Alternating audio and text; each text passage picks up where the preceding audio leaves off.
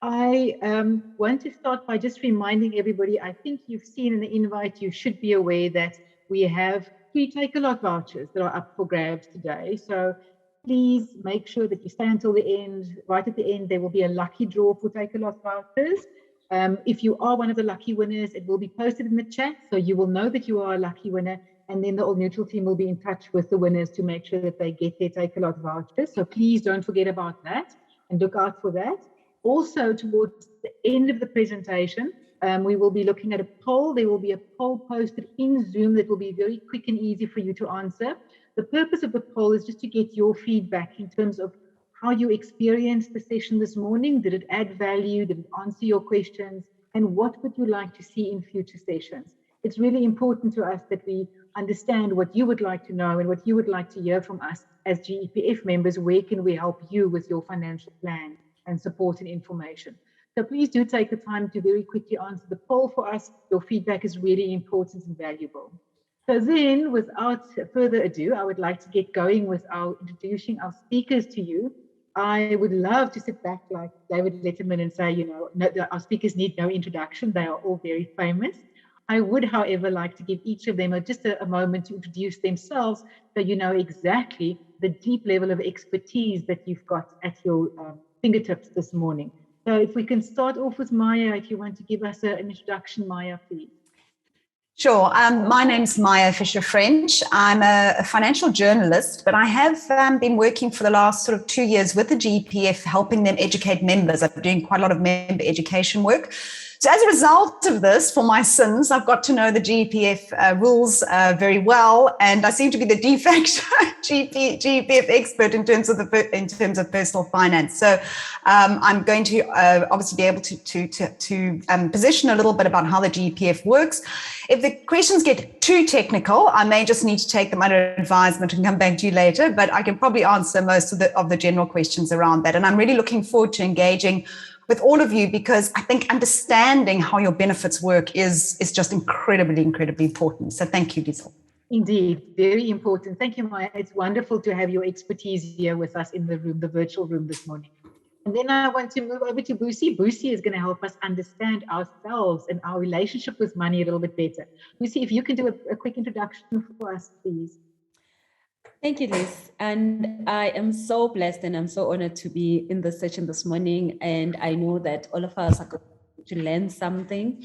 I am an international accredited money coach, and I've been doing this for the past, I'll say about 11 years now. And what I've learned is that we do not struggle with money and have stress with money because we don't have enough or because we can't make enough, but we have emotional issues that we carry along our lives that end up creating more problems when it comes to money, how we use our money, the decision we make concerning our money. And sometimes we have made past mistakes that have caused us to create even more problems. So I'm going to be talking about that a little bit and how we can be able to balance it all, remove the financial or money anxieties, and be able to use our money correctly and be able to do what is good for us when it comes to our money. Awesome. Thank you very much, Busi. And then I would also like to ask Samantha to introduce herself. Samantha is going to be working behind the scenes.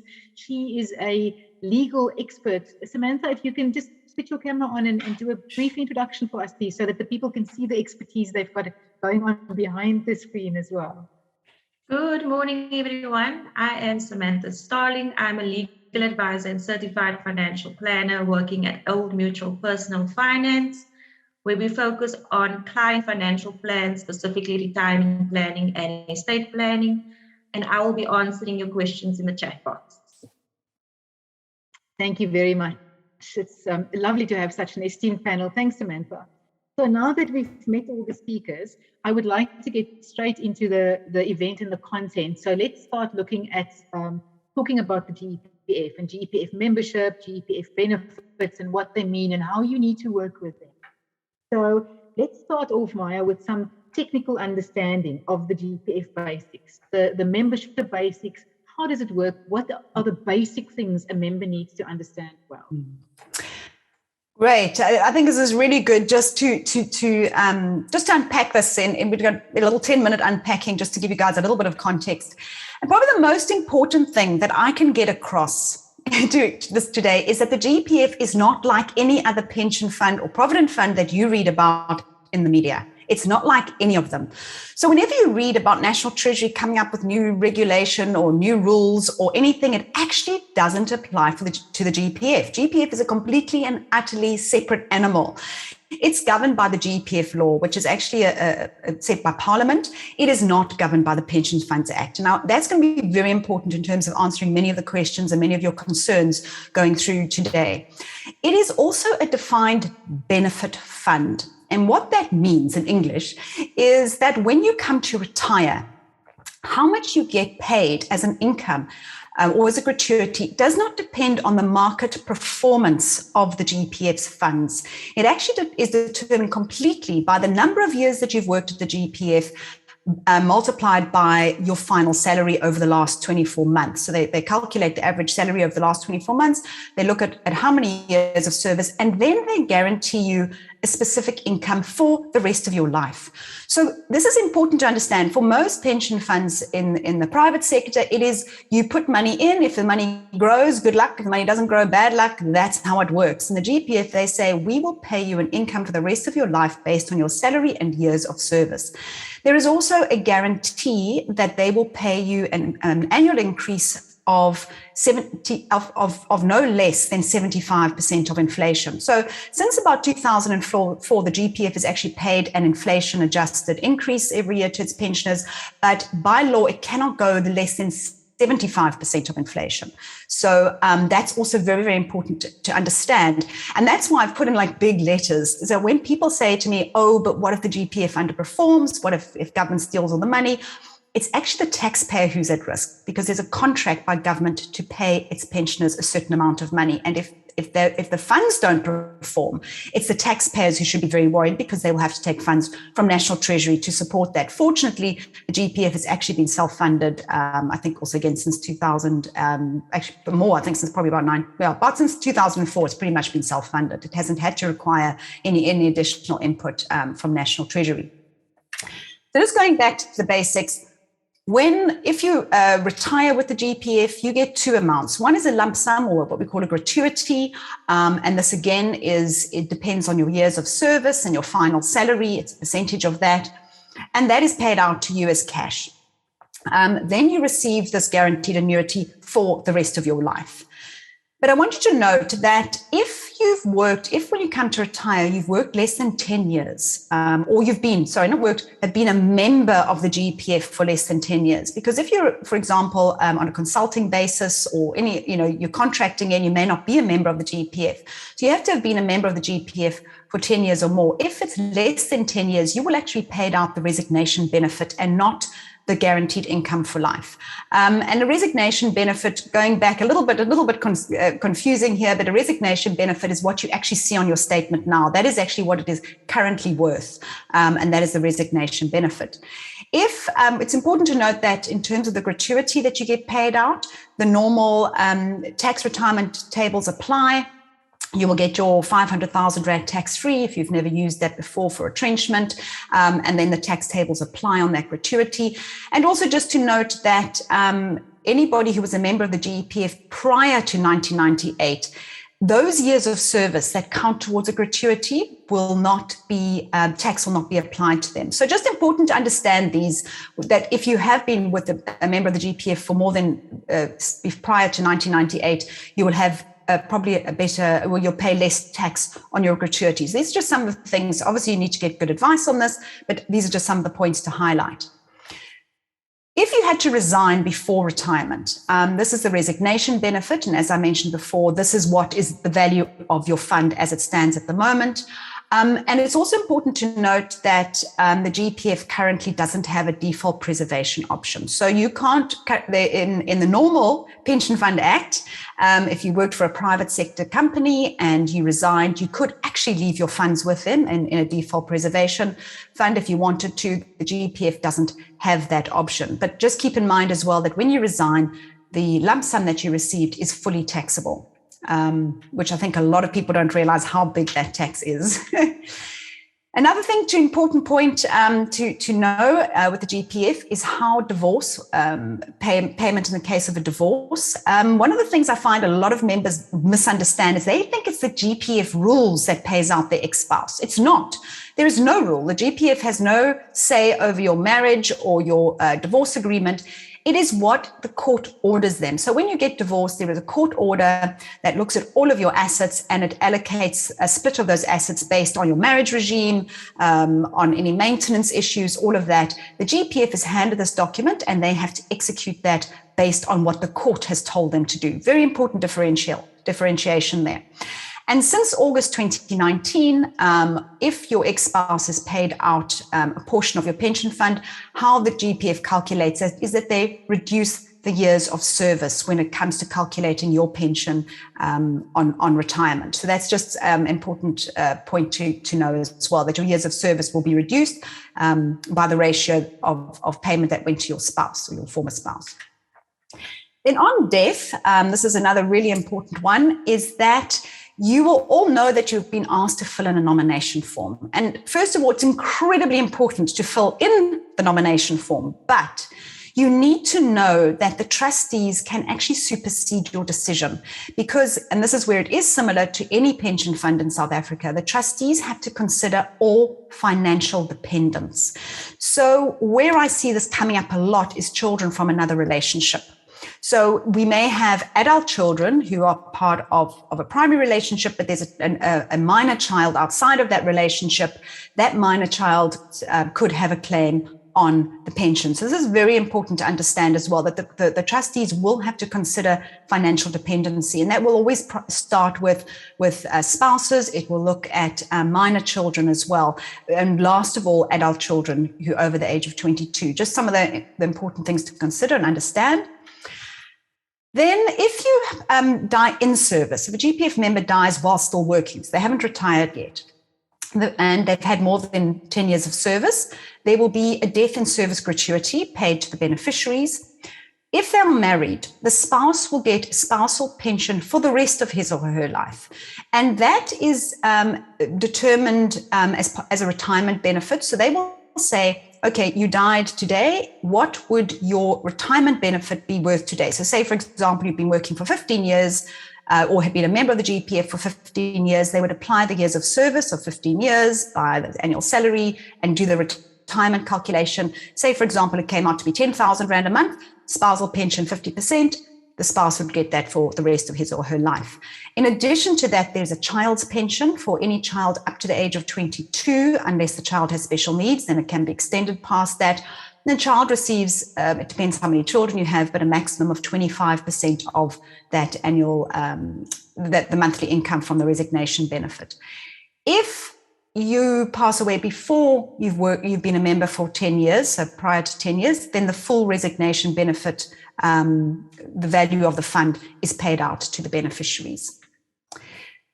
If this is the one that is like really contentious and the one I get so many questions about, and this is the one where financial planners and financial advisors really tend to get quite involved and ask a lot of questions as well. And this is about what happens if I've retired and I die. And this is where it's a little bit contentious as well because of the way that the GEPF works. So first of all, if you've retired and you pass away, your spouse will receive 50% of your pension for the rest of his or her life. This could be even increased to 75%. That's a decision you make at retirement. You could use a portion, for example, of your gratuity to increase the pension for your spouse should you pass away. But that's the technical issue. The important thing is to know that your spouse will receive a percentage of your pension for the rest of his or her life. In addition to that, the first 5 years of your pension are guaranteed, the first 60 months. So what that means is, say you pass away in month 40.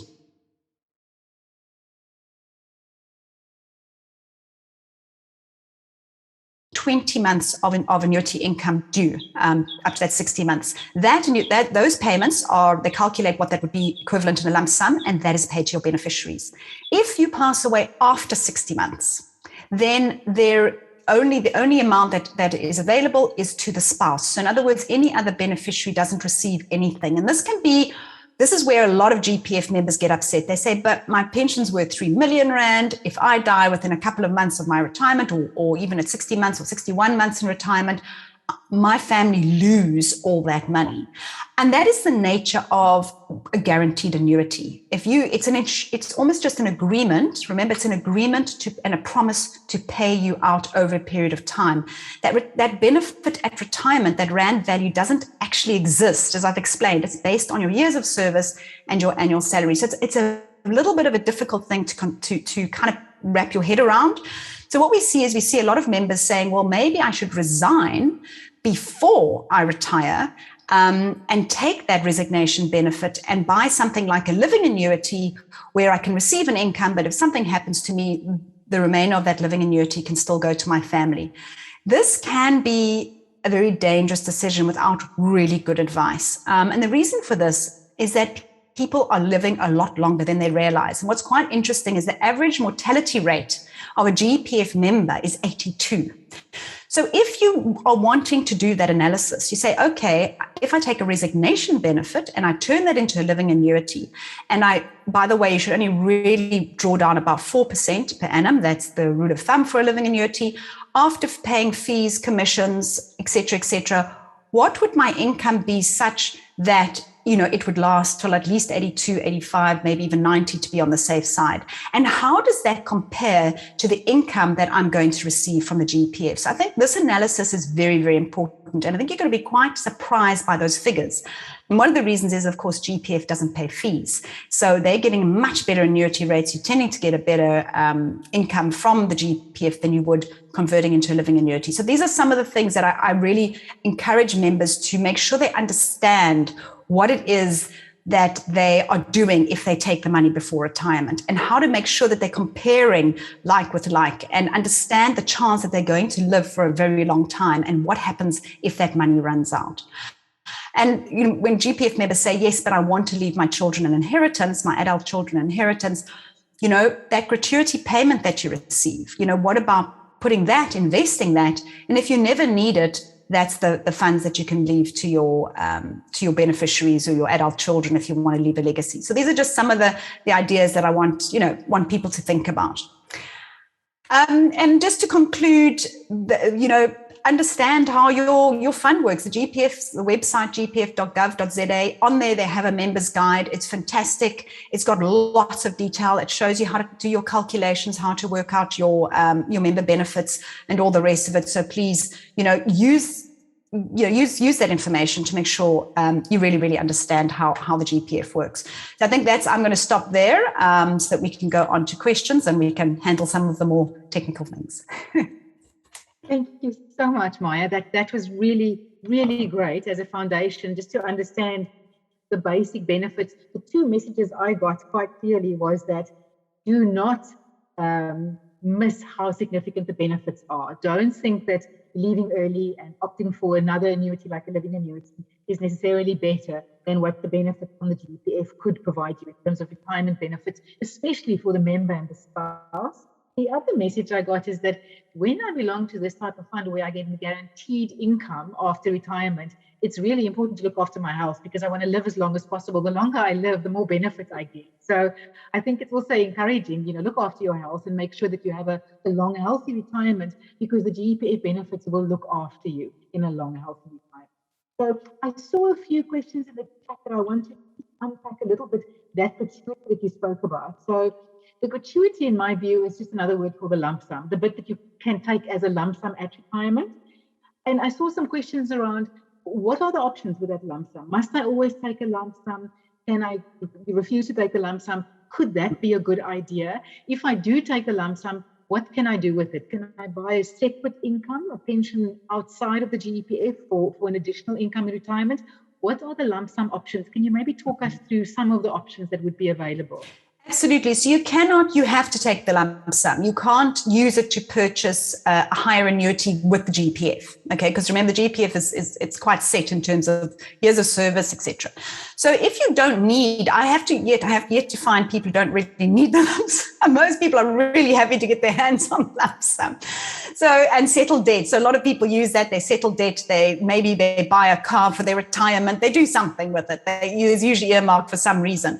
It does, of course, make sense to take your full tax-free portion, the 500,000, if you've never utilized that before, because you've had the tax deduction on those contributions, and now you're getting a tax-free. So I would say that, if you're sitting with your financial advisor, that's what you should really look, at least taking the 500,000 tax-free. And then if there's more left over, then have that conversation about what would be the best thing to do. You could, of course, use it to perhaps put into some sort of annuity income. And I think if you do transfer it directly into an annuity, you could, lower your tax rate on that as well, if you use it to purchase an annuity. But I think you do need to sit down and look at what's going to make the most sense. Again, I do encourage people to say, well, take that lump sum and invest it. And then if you need to supplement, what we're seeing is that, yes, the GEPF goes up, the income goes up by inflation. But remember, my inflation, I don't know about you, but I can tell you my inflation rate seems very different by the one that Stats SA comes up with. And I think you're going to find that cost of living is going to accelerate beyond your income from your monthly annuity, even if you're getting a CPI increase. And you may find at a time that you're going to have to supplement that your medical bills may start to climb, all of those things. So I think that's very, very important. And I have seen a couple of people noting that, of course, if you stay with the GEPF, you can stay as a member of GEMS, you get that the subsidy from National Treasury you may qualify for. So there's a lot of the benefits that go with staying with the GEPF into retirement. Thank you, Maya. That's very helpful. Thank you very much.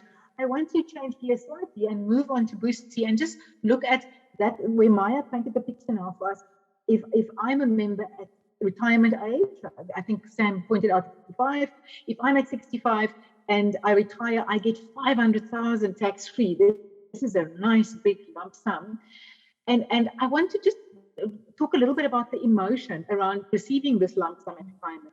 Do we find people are rational and they invest it, like Maya says, to make provision for the long-term additional medical cost? Or do you find that people become emotional and they feel, I've worked hard my life, I want to treat my family and splash out on an overseas holiday or a new car or, revamping that bathroom, or building a pool, something like that.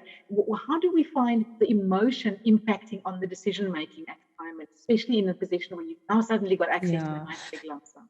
Thank you, Liz. So it is very easy to think that you're rich because, hey, your bank account normally doesn't look like that. And all of a sudden, here is almost free money. So one of them is having this lump sum and you feel like you've reached an amazing part of your life in terms of money, and then 2 months, 3 months, a year later, you're back to square one, or you even are owing a little bit more than where you were. You are way below where you were, and now you start to feel that you are a loser. You've made the biggest mistake. Like, I'm so stupid. How could I mess up such an amazing opportunity? So the important thing is that when we do get the lump sum, it's very important to pay up whatever that you are owing, that you can be able to close as many of these small debts, specifically the small ones that maybe you took a personal loan there for 20,000, close them all, because the moment you close them all, you don't have extra, because every debt that we have takes extra from us. So we never borrow 5 rand and return 5 rand. We borrow 5 rand, we return 8 rand. So close everything up that is small. Then normally, this is one of the biggest mistakes. A lot of people take that money and say, I'm going to go and start a business. And that's where people get into scams. And you put in 200,000, you will get it 800,000 in a year. Those things are not real. There is no such a thing. I don't care how good it looks. And it's from the internet to human beings, your friends and family, they will come and say, hey, you got a payout, come and put it here. Once you have money, everybody has a plan for your money. So please do not do that. That money, you want to put it in a place where it's safe. If you are investing it for your medical purposes, it's great. If you're putting it in a fund where you can see that 2%, 3% a year, that is better. You don't want to use that money to say at this point, I want to make money from me. Number one, you have not been in that space all your life, and this is your day one. You don't want to use it for that.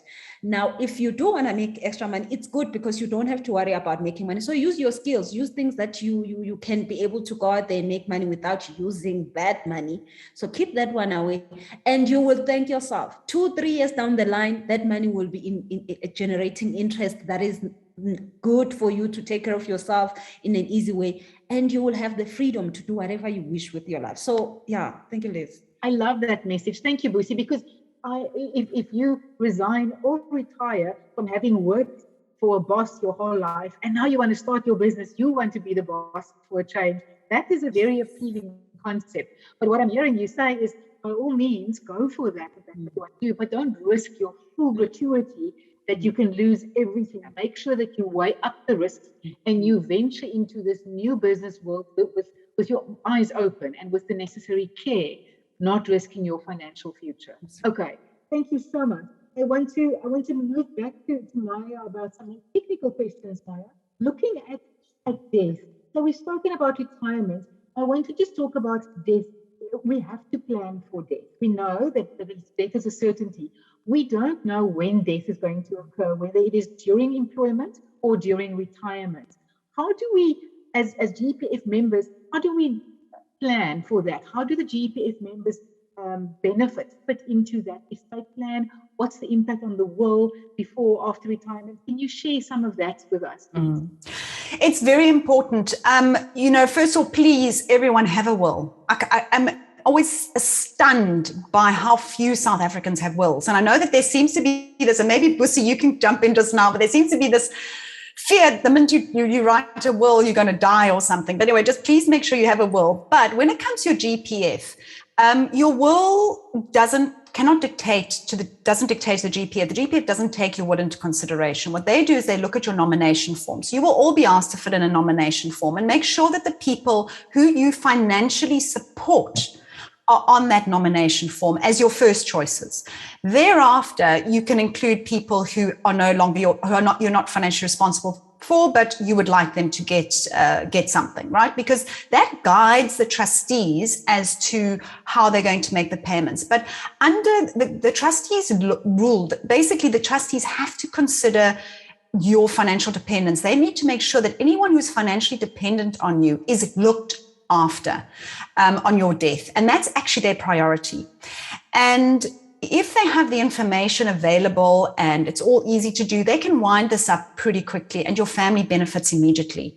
So that's really, really important. And I see so many issues with this and family fights and all the rest of it. Please, try and be sensible about this. Try and make sure your nomination form is up to date and clearly stipulated. Then if the GEPF doesn't have life cover per se. So if you have, for example, mortgages or outstanding debt, you would need to make sure you have some way of settling that over and beyond your GEPF pension. That you need to now have, maybe have life cover that will settle that. And then, if you have family members that you wish to leave something for, but they're not a financial dependent, you can also obviously consider some life cover there. So I don't think that the GEPF, you remember the GEPF, you don't need life cover. I think that there are definitely a place for life cover within that as well. So you need to look at all of that. And I think a starting place, and maybe you will step in with this, is to say, what do I want my family to look like if something happens to me? How do I want their lives to continue? And I think that is be a really, really good starting point. Okay.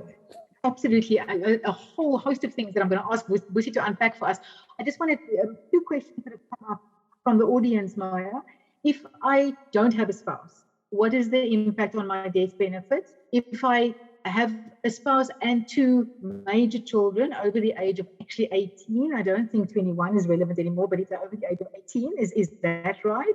What are the implications? Or is 21 still a relevant age? Yeah. So if you do not have a spouse, that is actually probably one time that one would wear, especially at retirement, because there is always a spousal pension and it's automatic. If you don't have a spouse, you don't receive that benefit. But I must just mention, if after retirement you get married, your spouse post-retirement, new marriage will get the benefits. So, well, that's just worth mentioning. You don't have to be married at the time of retirement. But in the case of where you have a spouse and you have children, an adult child is actually considered 22 and not 18. So they will take a child from 20 up to 22. And then the benefits on death, the benefits are split. So they will have there's a whole calculation that's done. So the spouse will receive obviously the annuity for life and income for life, and the child will receive, so if you've got two children, for example, they'll each, I think, get 25% of that monthly income until they're 22. That will be given probably to the spouse for the children, and be given to them directly in their bank accounts. So it does depend, and that's how it gets allocated. But it is important to know that if you are not married, then you effectively forfeit, I suppose, the spousal pension. But it does also apply to a life partner, and that's just something to mention as well. I'm coming across that quite a lot, where people have lived together for a long time, but they haven't been formally married.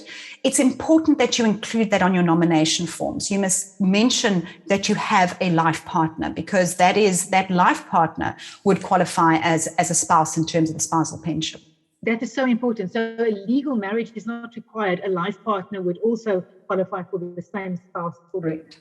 Okay, important to bear that in mind. Okay, let's move back to Busi. Busi, we heard Maya talk about the family fights in the event of a death, and when there's not certainty, when there hasn't been good planning, people don't know exactly what the position is. They get surprised, they get disappointed, they see taxes, they see family members they don't like getting benefits that are too big.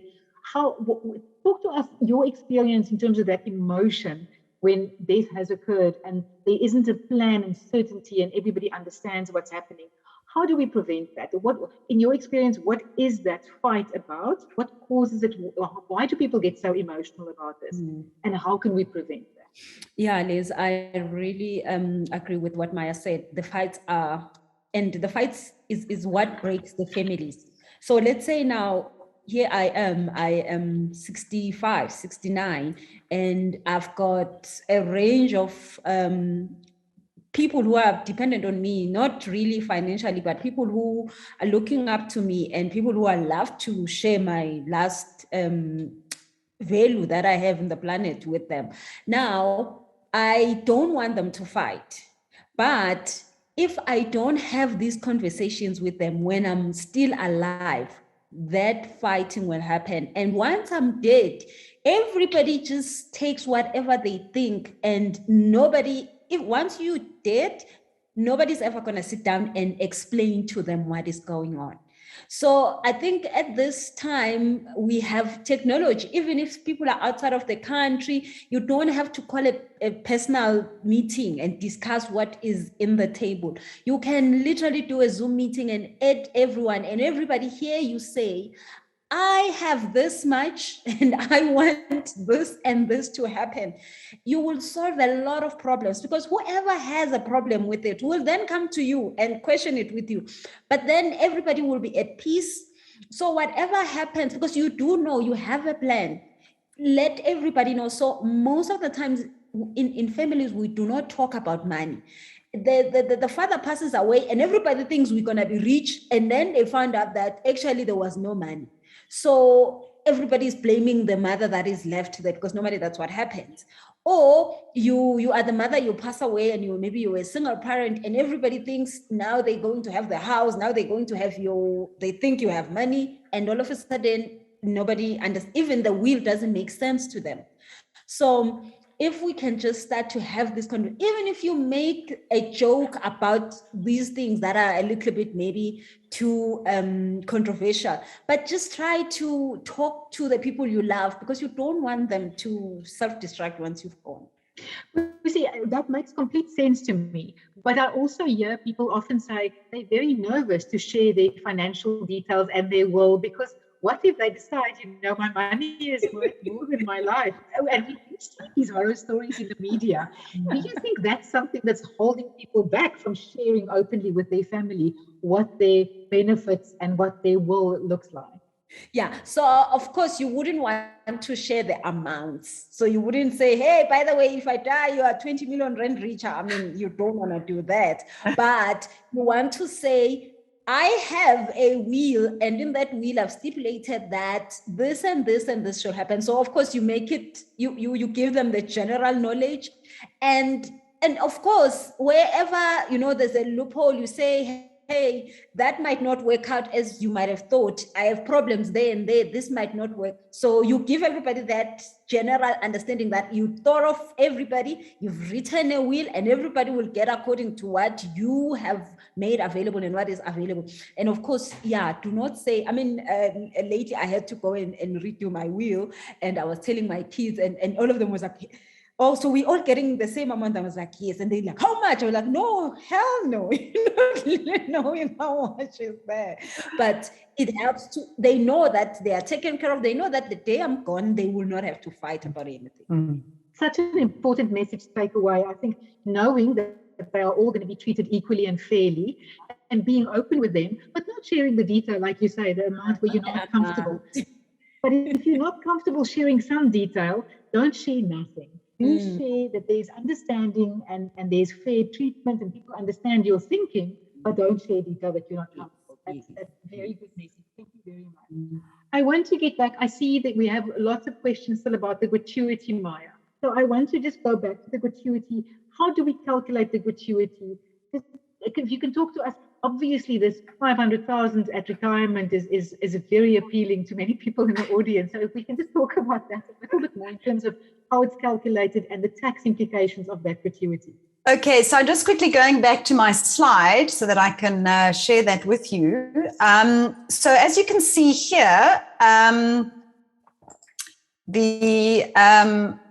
your gratuity is the calculation, 6.72% of the final salary by years of pensionable service. So it may only be, depending on how long you've worked, only 200,000, it may be $1 million. But if you, how the tax tables work is I don't have I'm trying to remember off the top of my head. So your first 500,000, if you've never used it before, so if you were retrenched somewhere along the way and you drew down that 500,000, it's not available again at retirement. And I think a lot of people don't realize that when they draw down on that, use that tax-free amount at retrenchment. But if you've never used it before, you get your first 500,000 Rand of that gratuity can come out tax-free. Thereafter, the tax tables apply. And I think it's maybe some of the financial advisors on there have it in front of them. I think at first, then it's 18% on the next 200,000, and then it goes up to 20%, et cetera, et cetera. So it is a calculation that you'd have to do. You'd have to actually to understand how that works. What's incredibly important, and I've seen a few questions coming up, that 500,000 Rand tax-free only applies on retirement. If you take it as a resignation benefit, it doesn't apply.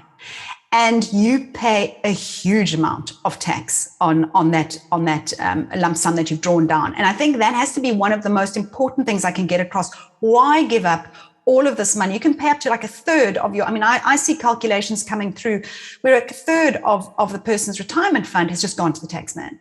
So why do it? Use that, rather convert it into a retirement benefit where you get the 500,000 Rand tax-free. And then the tax tables are very incremental after that. So I think it's 18% on the next amount, 22%, et cetera, et cetera. And that's how it works. But that's probably the most important thing to understand. 500,000 is tax-free, and thereafter it's still beneficial, even though the tax starts, it's not at a high rate usually that we used to on our normal income, salary income tax.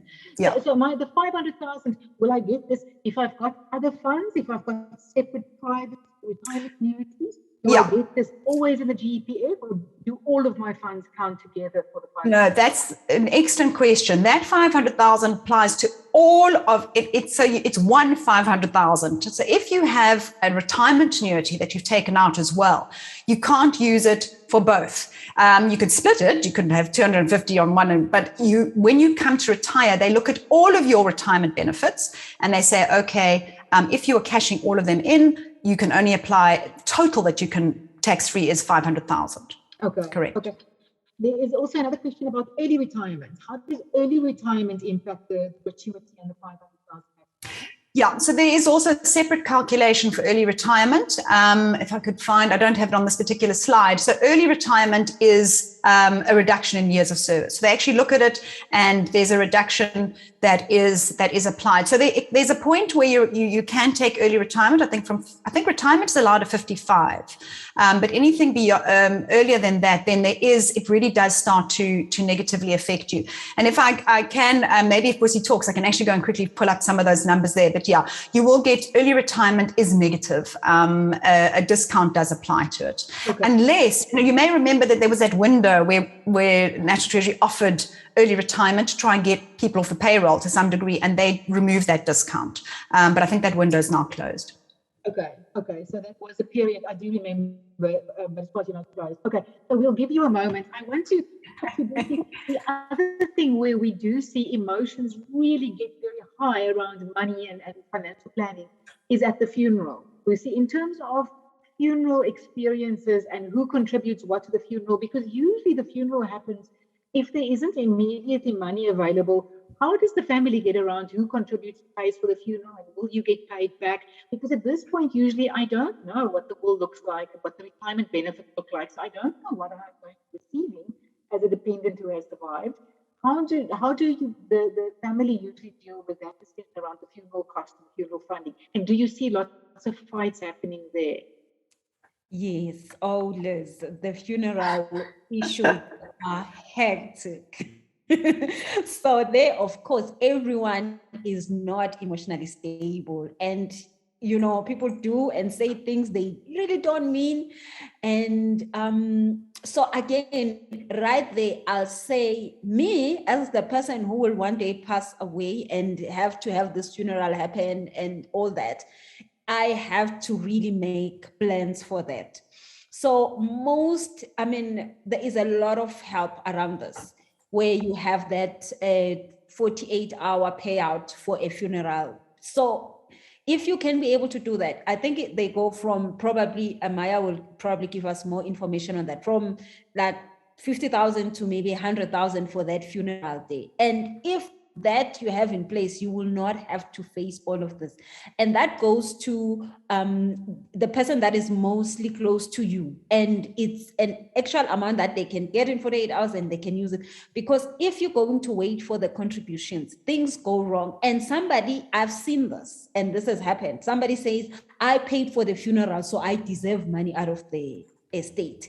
So they were literally now making an investment, and they go and they claim that to the family meetings and say, I'm the one who did that. So if a person wants to contribute to a funeral, that is amazing, but do not put people in that in that space where they will have to contribute. We all know one day we're going to die. Let us just make sure that part is cleared up. And everybody, when they are planning their estate, doing their estate planning, there is an option where you get to be given if you don't have a funeral plan and separate funeral plan, you get to be given that amount to say, in the first year, when your estate is not finalized, how are your kids going to go to school if you still have kids at school? How is your, whatever that needs to be paid up for you while the estate is not finalized? Make a plan for that, because you can, and there are so many products in the market that are available for that, just so that you minimize the fights, because the fights will dismantle everything you've worked for, and people will never, you don't want your kids to never talk to each other when you have passed. Mm-hmm. So let's make that available when we can. Okay, so definitely make sure there's funeral provision available, like you said, in 48 hours or immediately. Make sure that you've got benefit and funding in place for the funeral, so that there isn't a family fight, then you prevent all of that. Yeah. Do you need to put something in your will regarding your funeral and how you want your funeral to be managed? Yes, definitely. There is those options. Do you want to be incriminated? Do you want to be buried? And all those are, do you want the if you are in an accident that needs you to have the machines turned off, all of that. In your will, there is those specifications where you can put and say, I want this to happen. I want my funeral to go like this. So again, that must be with your financial advisor.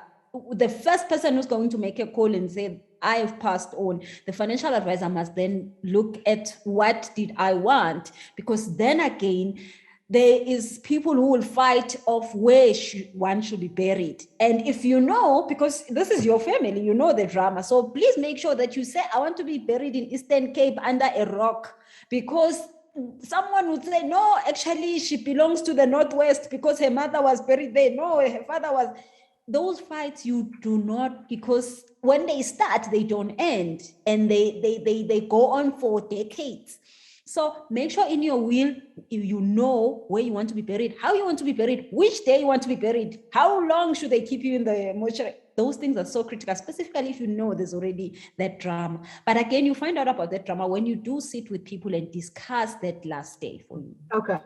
So on a practical level, very important, the messages I'm getting is put your wishes in your will. Make sure as much detail, whatever is important to you, put it in your will. It's documented. It creates certainty for the people that you leave behind.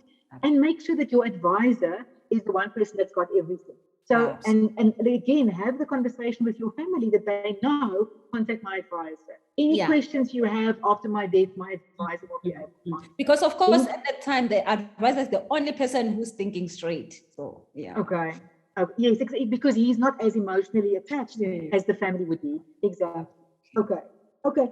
Maya, can we get back to you? Have you got some information that you want to share? I actually did a little booklet on the GPF, so I was managed to able to find that for you guys. Thank you. So you'll see here, just can I afford early retirement? So it's actually 0.33% for every month. So you can take early retirement from age 55, but if you retire prior to 60, it's 0.33% reduction for every month between your retirement date and your 60th birthday. So in fact, I did a little calculation here. I think poor Stephen, he was my example. And you basically hard work, because not only is it 0.33% less, but because he hasn't worked, he's cut his years of service. He hasn't worked the full, he's going to take after 16 years of pensionable service, as opposed to if he worked till 60, he would have had 20 years of pensionable service. So that's already a discount for him. He's lost out on those years. Plus that 0.33% would have been applied to those as a discount. So you can see it there. I think it shows it as, simply there. But all of this is actually in that GEPF guide, but the actual figure is 0.33% for every month before your 60th birthday. So just to give you a little bit of, and I thought it may also, which would then mean essentially 4% per year is your reduction, as every year that you take early retirement, you essentially have a 4% reduction. Okay. Yeah, that would be another way. Decide, is it weighing it up? Is it worth your while to have that reduction apply? Yeah. Okay. And I think it's important to decide also if, why you're doing early retirement. So for some people, they may take early retirement because they've actually they want to start another business or something like that. So you've got to also decide what it is. Is it just, but sometimes you just got full and you want to leave. I don't know. So you've got to I would definitely sit down and make sure you've done the numbers. And because once you've made that decision, and you discover you don't have enough money, it's a little tricky to backpedal. But it also doesn't have to be retirement. Maybe I've got another job opportunity with a much bigger salary, and that does make the reduction worthwhile. So it would be different for each individual person. Like you say, it depends on why a person would like to think of retirement. Okay. Maya, I want to come back to the funeral conversation I just had with Busi and check in terms of, we spoke about death benefits. Is there, we hear, other funds have group life benefits. Is there group life benefit in the GEPF? And is there a funeral benefit in the GEPF? So there's no group life. It's your retirement benefit, or there is a death benefit if you die in service. Again, there's a calculation that applies.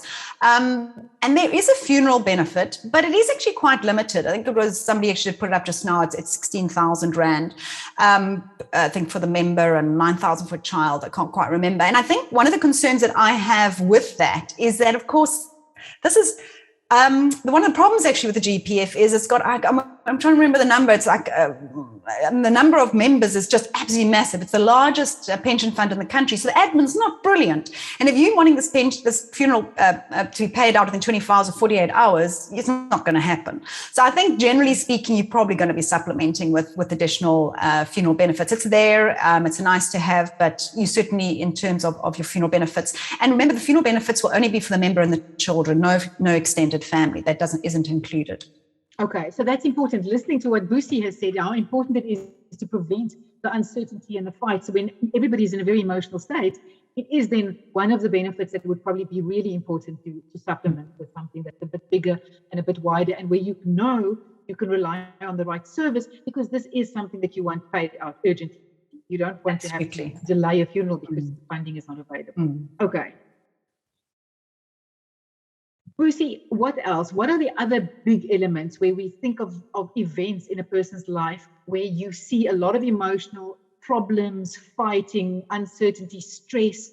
Where are the things that a GEPF member would, apart from the funeral, we look at retirement. What are the other events that one would need to look at? Yes, Liz. So the worst thing that I've seen is that you don't die and you finish your money. So I think dying is better for the person who has the policy. But if you don't die and now you have finished the money, and Maya can tell you about the stories, there are so many where a person got a payout and got a boyfriend and things went wrong. Got a payout, got a girlfriend, and things went wrong. So if you don't die, you're going to have a real serious problem. And that is where you're going to feel the shame, the guilt. And you know, the worst thing is telling your kids, I don't have the money anymore, take care of me, when you actually had all of it. So other than all the drama, if you did, you did, you know.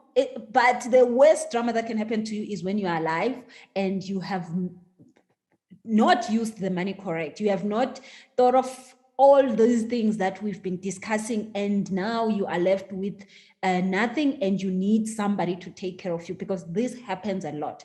So once you've made all the plans, once you've thought about everything that you need to do, you have to think that, what if I'm 95 years, I'm still alive, and all of this now has happened and passed? Will I be able to take care of myself until then? So one of the things that so critical is that do not go and get more debt. And I know it's very nice to go and get a new car when you on your retirement, or maybe just upgrade your home and you just want to have all the kitchen redone, the bathroom, and it looks like you've got a lot of money and you can do these things. And of course you want to pay yourself because you've worked all your life and all, but just make the calculations. Try to have really a good financial advice with somebody who can really show you the reality of what can you use, what you can't use, so that you, if you don't die, you don't become a problem later. Okay, because Maya did point out that you will have an income. You've got that benefit, which many South Africans don't have, that you've got a guaranteed income for the rest of your life with at least a minimum increase in that income. But don't think that will necessarily be enough. That increase could be lower than expected, and your medical expenses could be much higher than expected. So don't take for granted that your guaranteed income will sort you out until you are 95, should you live that long. So let's talk a little bit about that in your retirement years. Let's talk a little bit before your retirement years and access to the fund. We know that there are certain implications to your fund during your retirement, such as divorce. If divorce happens while you are a member of the GEPF, what would be the implications for your benefit? Maya, can you talk us through that? Yes. So if the court order requires you to pay out your former spouse, then it will reduce your years of service. And that's very important, because that's immediately going to impact your retirement benefit. So you've got a couple of, your main option there is to start to supplement your retirement savings. So one of the ways you can do is you can actually buy back your years of service through the GEPF. You can increase it, and you can use your bonuses. A lot of people use their bonuses for that. They'll say, please use my bonus, which of course has got the great advantage of being tax efficient, because you get taxed on bonuses. You can ask GEPF to use that to purchase more years of service. Or of course, you could supplement it through things like taking out an additional retirement annuity, or, even through something like a tax-free savings account, somewhere where you are supplementing it. But yes, I think that comes as a big shock to a lot of people, you're basically halving your retirement benefit, and you do need to consider that. Would it be always for everybody a good idea in the event of divorce to buy back years? Or could there be cases, Maya, where actually it's not a good idea to buy back years and better to have supplementary provision outside of the GEPF? Yeah, I do think that sometimes having two different retirement benefits can work well. Again, this is something to talk to your financial advisor about, but because you can retire at different ages then. So you can maybe take early retirement from GEPF as an example at 55, but you could leave your retirement annuity until a later stage when you actually need it. So, maybe you want to leave the GEPF and start a business, you take your resignation, you retire from it, but you keep your RA. So it does allow for some flexibility and retirement planning. But I do want to make a point, and this is important when it comes to GEPF, is to make sure you know your limits. And I just want to quickly share this.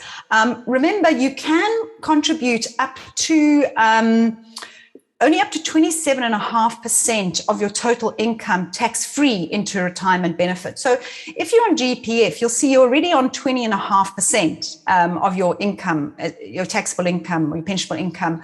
Uniform members up at 23%. So if you start taking on an RA, you need to make sure you're not exceeding that. You're now exceeding the 27.5%. So you need to watch that calculation. And I think for that reason, also another thing that I do think members should be considering is something like a tax-free savings account, where you can put money away. Yes, you're not going to get as a tax deduction on your salary, but you get it tax-free. And a lot of financial planners are very cleverly using the tax-free savings account as a supplement for retirement, because one thing every pensioner doesn't realize until they hit retirement is that your retirement income is taxable. So when you get that annuity from GEPF, it's taxable based on the tax rates. And I think people don't realize that. So they see this income and then suddenly they owe SARS money. Whereas if you're going to supplement and you supplement it through your tax-free savings account, you get tax-free. So I think there's a lot of nice tax planning that can happen around that. So I would be looking at those as different options as well. Okay, that is so interesting. Good point, Maya. I think, yes, we need to see our income in retirement as the salary effectively. It replaces the salary. So the income tax implications on that post-retirement income from the GEPF would be exactly the same as what I pay on my salary before retirement. Well, except that you do, when you reach age 65, of course, your tax threshold increases. So you pay less tax after the age of 65 and again after 75. But yes, certainly you're still going to be paying tax one way or the other. The threshold, I think you can earn up to now 140,000 a year at 65 before you start paying tax. So you need to look at all of that. And I think when you come to retirement, understand the tax, what you're going to get after tax when you're doing your budgeting and all of that. Very, very important point. And also plan your income, because if I look at my income right now and I look at my income after retirement, right now I have a bond, I have children at school and university. Those things will hopefully all be gone. So the income I need in retirement will be quite different.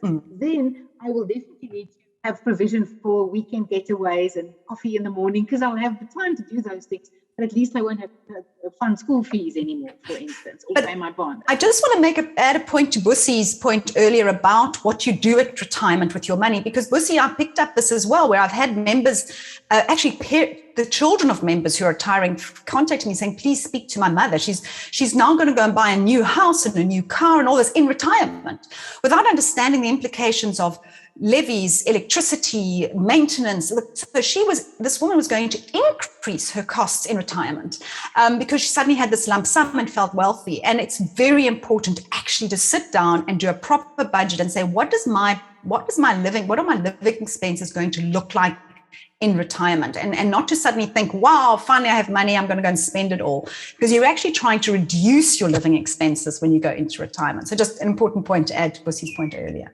And Bussi said, don't look at debt. Don't go and make more debt. That's definitely a no. Exactly. So Bussi, that's such a good point that Maya makes. When I get to retirement, should I look at, now I can afford this big house? I'm not sure many people do that, but like Maya says, you would have some people who would like to do that. I would imagine many people say, look, I now want to scale down. I want something smaller. I want something that's perhaps, in a security or a retirement estate. And often those properties, even though they're smaller, they can be more expensive. So in your experience, in terms of your property, the day you retire, do you see people moving property, either bigger or smaller? And what are the financial impacts of those decisions? Yeah. So, Liz, the issue there is the emotions. A lot of people, the day of their retirement, it feels like a freedom day. And finally, I don't have to be told what to do. I don't have to go to a boss, and I actually have money. So if you're going to live 2 weeks in your retirement, you know what, go and do whatever you wish. But the problem is you might not live 2 weeks. So of course, there has to be a change, a transformation. So if you had a 5-bedroom, whatever mansion, you will have to go and sell that, and hopefully you get something out of that. But then now everything that you've got, you have to downscale. And unfortunately, most of us we will have to downscale. There are very few people that will have that much to go and be on a Europe holiday every week.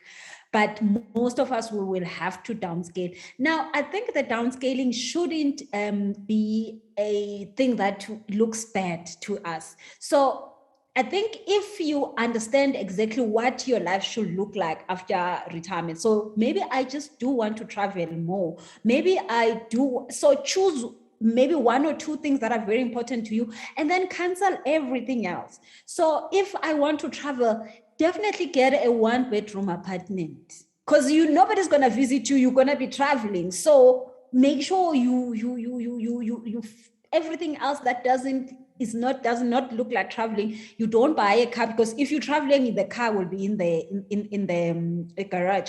And if you have 2 or 3 cars, sell them and change everything, that you focus on this one important thing. Then I'm going to be traveling. I don't need a car. I don't need this. I don't need this. Then I will use my money to travel. That is what is going to make me happy. So of course, we are not saying once you have retired, your life is just going to get from a bad job you had for 30 years to a worse retirement time. Choose 1 or 2 things. You don't want everything under the sun. Maybe you do want a beautiful house. So then cancel everything and focus on that beautiful house. But do not go and think now you're going to live big, because soon most people that make this kind of mistakes, 5 years later after retirement, they are a problem. They have way more problems. And most people die because of diseases that are caused by financial stress. Financial stress is the biggest thing that, and it puts strain on your relationships. And you don't want to be fighting about money to people while you're about to pass on. So make sure that you choose 1 or 2 things that will make you happy, and then leave everything out. Then you'll be fine, probably. Thank you very much. And when you say downscaling, you see, I'm assuming you're talking primarily about financial downscaling, not necessarily buying a smaller house that's more expensive. It's an understanding that it's financial downscaling we're talking about. Spending less is trying and so much to spend less. I want to get back to the accessing your benefits before you get to retirement. We spoke about divorce and the impact and the options in the event of divorce. Thank you, Maya. I also want to talk about access. We've seen this 2-part system in the media. There's been so much talk about that. What do we do with a 2-part system if we're a GEPF member? Does it impact GEPF members? What's the purpose of the 2-part system, and what must a GEPF member make?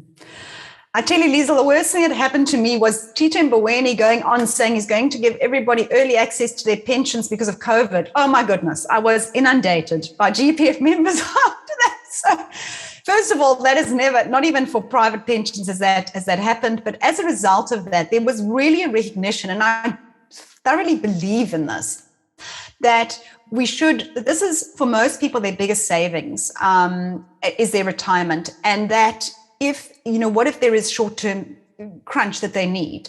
So what National Treasury has come up with is they've said, we're going to do something where maybe probably like the 1/3, 2/3, which is, again, I'm talking private sector here. I'm not talking GEPF. That thing that you can take 1/3 lump sum, 2/3 is annuitized.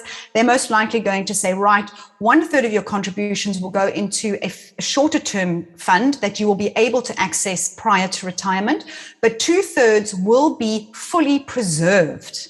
And this is critical. It means that even if you change jobs, which currently you can take all your money in the private sector, or even in the GEPF. If you leave the GEPF, you can take all the money and blow it, which what most people do. And they will say you will no longer be able to do that. So it's going to be a carrot and stick in a sense. So it's going to be allowing some early access, but then you're going to have to accept that a proportion will be preserved. And the numbers that they've run, some of the analysts have run, show that this will massively improve people's outcomes, because the reason we don't have money in retirement is not because we're not contributing to it, but because we cash in.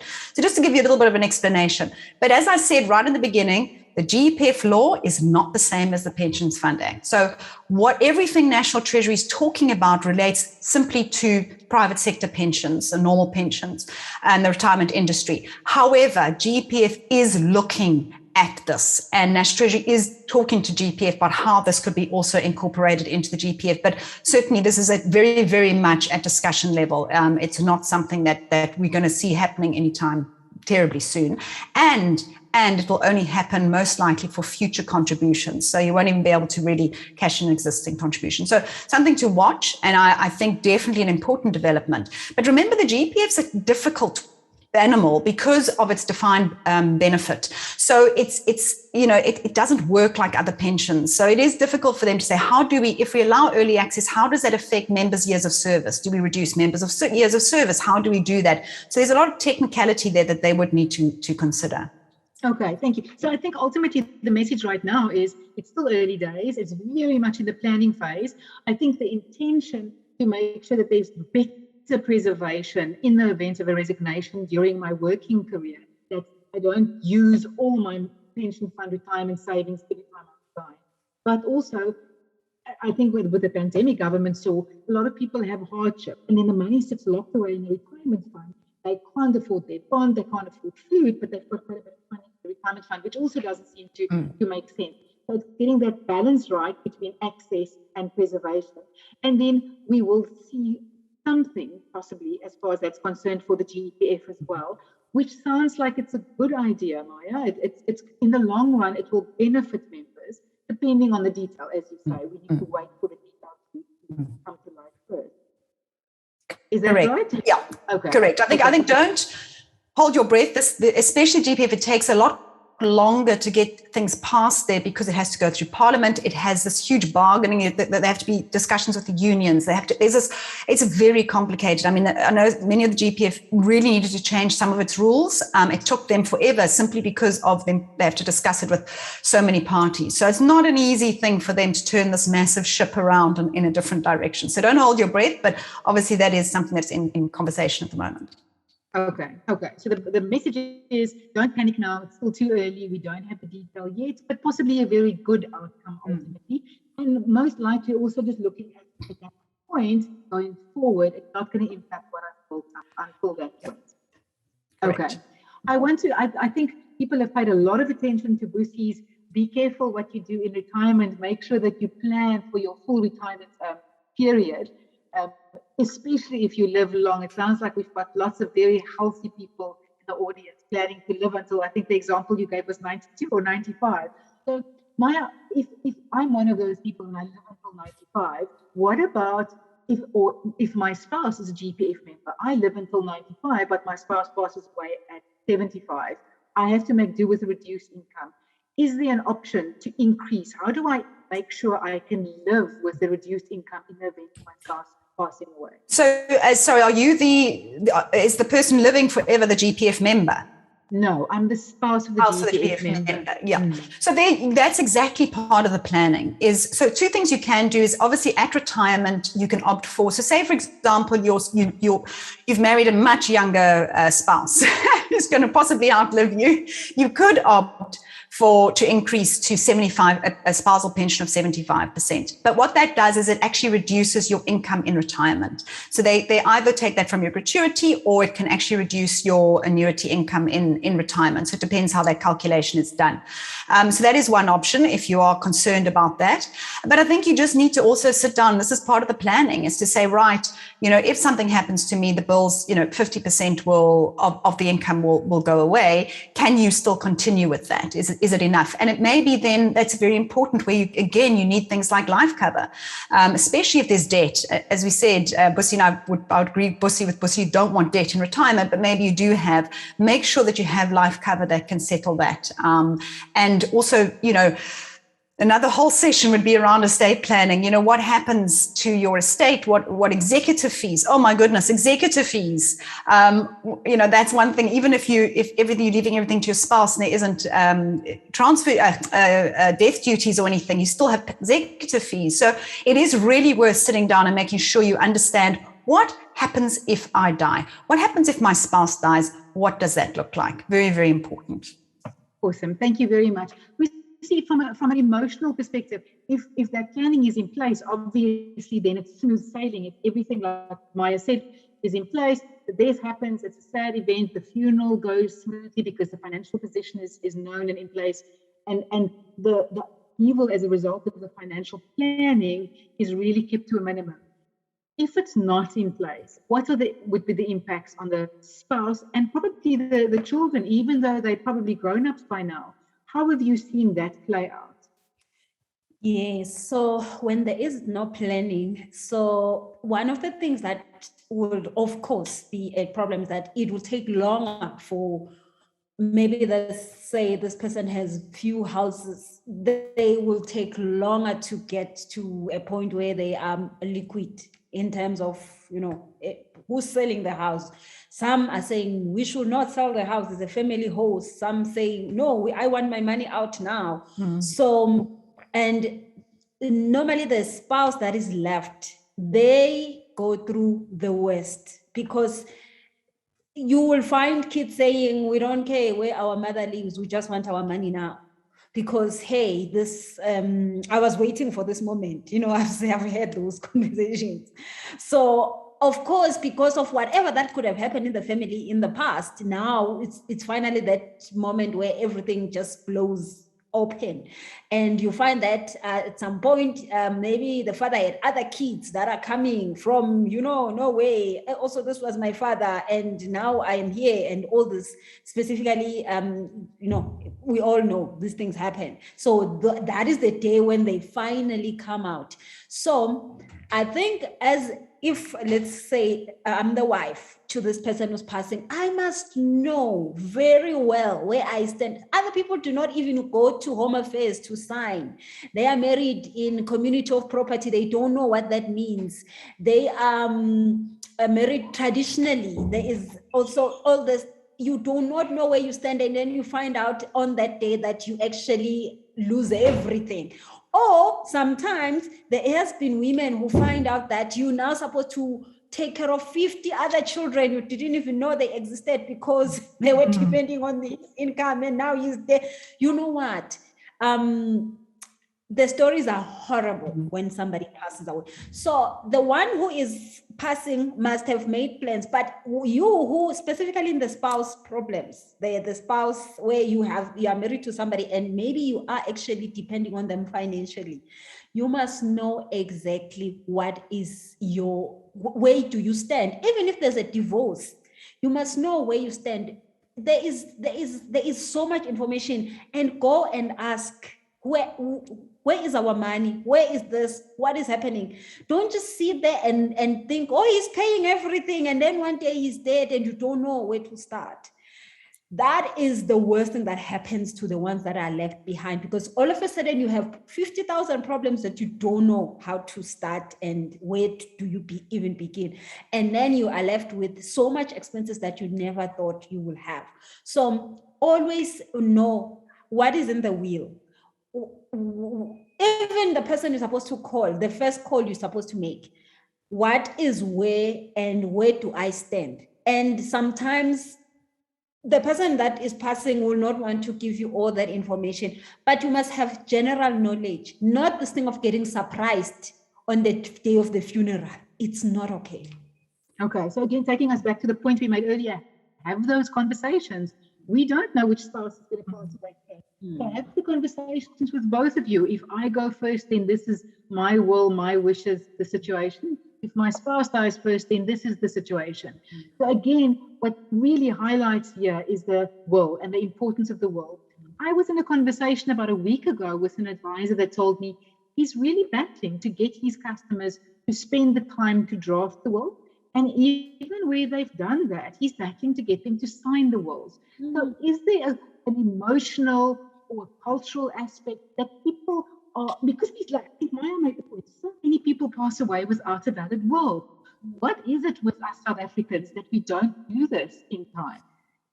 Yeah, so death for us is quite there's so much traditions and culture around death.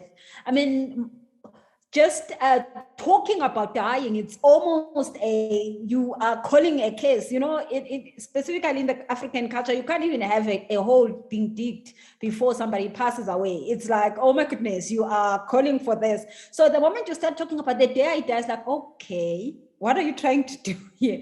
But unfortunately, we have to have these conversations because we are left with bigger problems than you dying before your time. If you do that, because all of us are going to die, let us allow ourselves to think a little bit about the pain other people will have to go through when we have passed.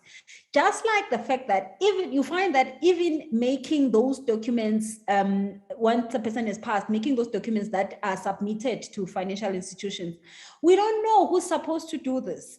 And people just are fighting right there. Who gets the death certificate if that is in your will and you have signed the will and the will is in place, there wouldn't be those fights.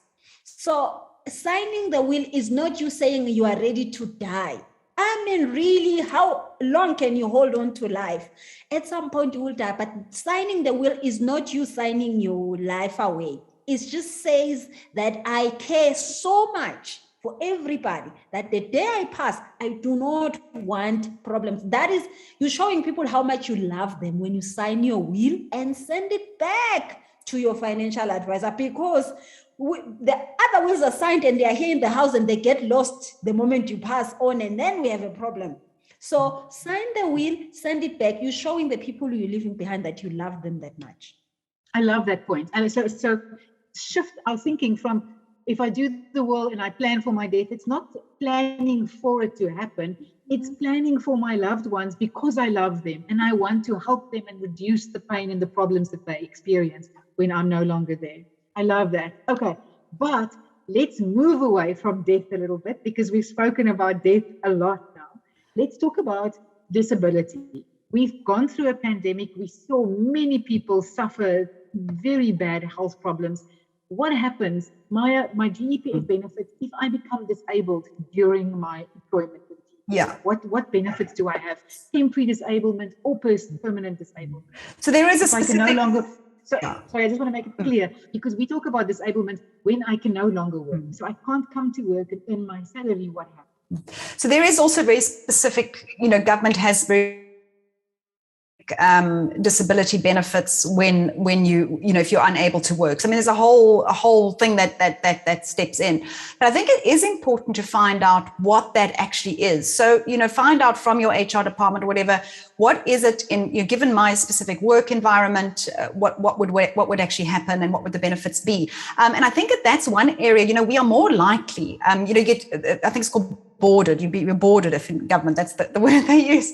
And those benefits, of course, are never equal to what you're currently earning. And it's your retirement benefits. You're still alive. You're still going to have your retirement fund, and that is important. You would still have a retirement fund, because even if you're disabled, you're going want to get old, you're living with it.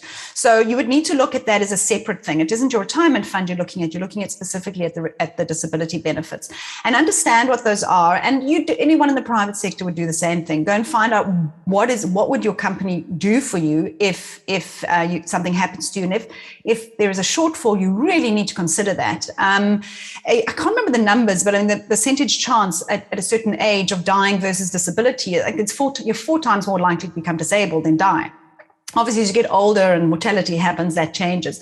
And then again, also critical illness. Yes, you're a member of GEMS, you will be covered up to a certain point, but what if you need to take extended time off, or you want to have additional interventions or medical interventions that are not covered. So I think those are the kind of things that everybody, whether you're a member of the GEPF or you're in the private sector, you would need to consider. So I think those are really, really important aspects as well.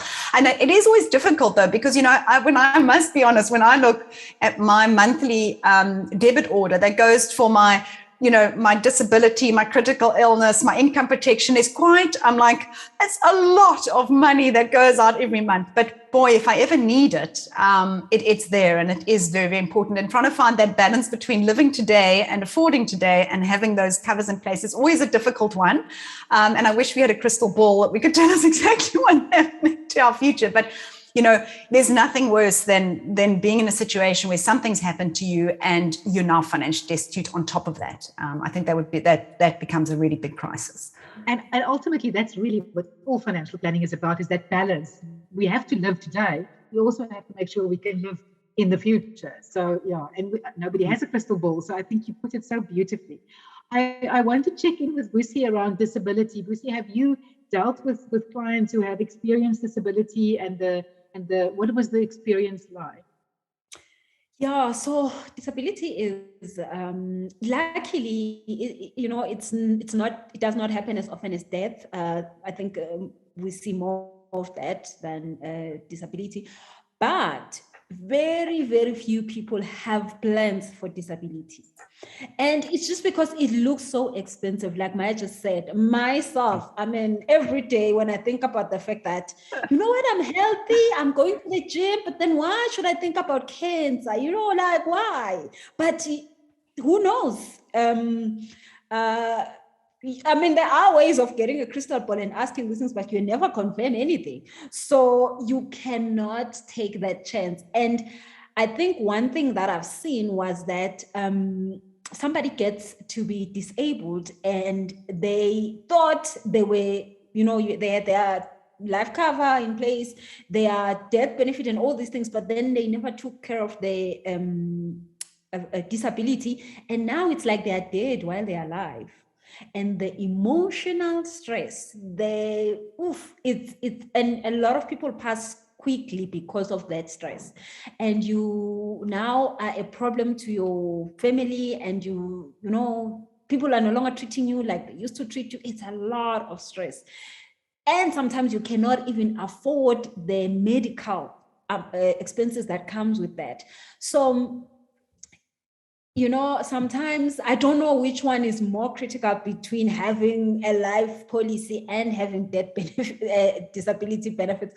But I think you might just suffer a lot more if you don't have a disability cover in place, because right there you are going to have to experience a whole new life. And if there was never good for you, if your income was coming passive, then it's fine. But if your income was really dependent on if you wake up every morning, then it's a bigger problem that you just have to make a plan. Do not, of course, take the biggest cover on that, because you will feel the pain when you going to the gym and knowing that you're trying to stay healthy, but then you're paying so much for if you don't stay that healthy. But just so that you do not have to go through the trauma of feeling useless because you do not have an income, or you can't afford to pay your own medical bills because you do not have an arm or a leg. Please look at that. It's so critical. And once you are in that space, you cannot fix it. So that's the only time to do it is when you are healthy. So please look at that. Thank you. It's ultimately peace of mind that we're after. I see we have 5 minutes left. I want to close. We've got 3 technical questions, Maya, that I want to ask you to see if you can. I'll try.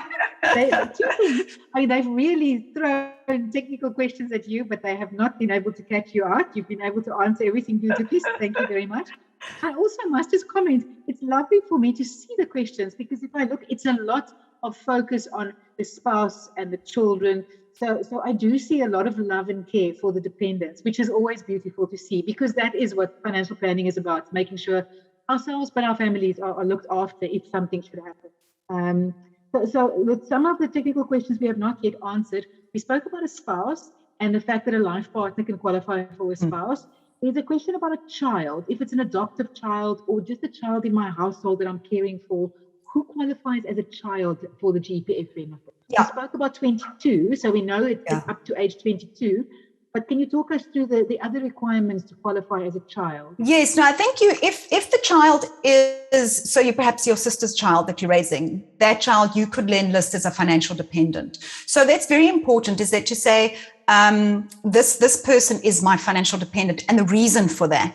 And then the trustees apply almost kind of a ratio, because you could also be looking after a parent, but that parent could be a financial dependent on yours. But they would say, okay, we're going to allocate a bit more to the child at this stage than the financial dependent parent. So they will look at all of those aspects. But it is we see it quite common that obviously people are looking after their siblings, often their siblings' children. So if any financial dependency can be proven, then that child or that person will receive a benefit. But I think also one has to be careful. After the age of 22, there would have to be a reason for that child to still be a financial dependent. So there could be a disability, or just because they haven't found work, again, they could make that application, but the minor child would probably get preference over the adult child. So it is a little bit of a nuanced thing at the end of the day. But I just want to mention one thing, is that if financial dependency can be proven, and I've got a case right now where adult children are questioning the right of the minor child from a separate relationship. They want DNA tests. They want all sorts of things.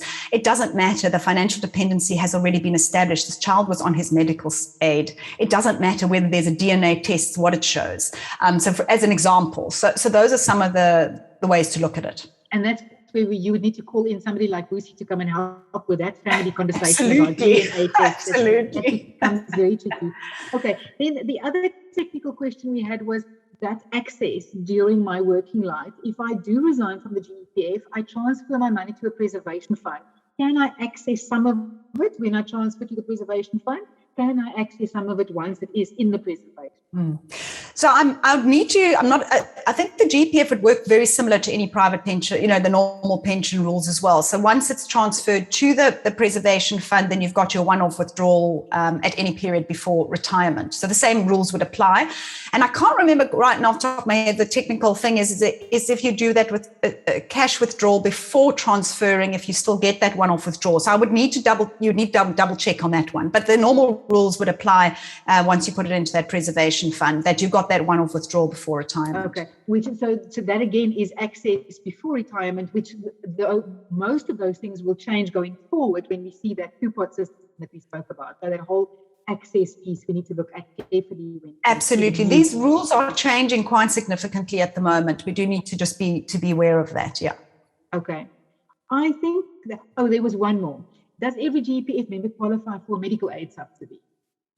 No, that's actually determined by the employer and not by GEPF. So I think that's an important point to make. Yeah.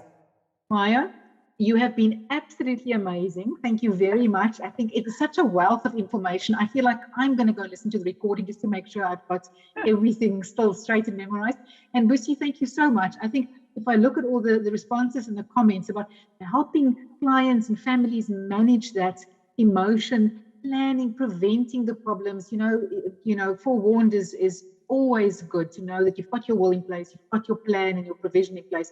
You prevent all those problems, and the emotional problems don't have to be dealt with when an event does occur. So, ladies, thank you very much. It's been an absolute pleasure. I've seen some great feedback in the chat. Really appreciate your time and your input. Thank you. Thank you. Thank you very much. Thanks to the audience as well. Please keep an eye open in the chat for the winners of the Take A Lot vouchers. Also, sorry, Busi, I forgot. Busi would also like to gift copies of her books. Busi, you want to tell us about that quickly?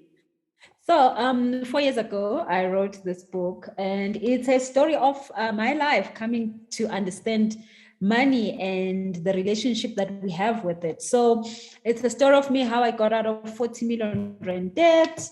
And there is a 40-day money mindset program that is a self-coaching program that somebody can use to get in, understand how they view money. And of course, how you view money means how much you can have or not have. So it's called Money and Black People. And definitely it's not for the color of the skin, but it's a concept of what we have looked at as ourselves. So I'm going to be giving 3 copies, and I'm sure Liz and everybody else would decide who gets that. So yeah, it's available.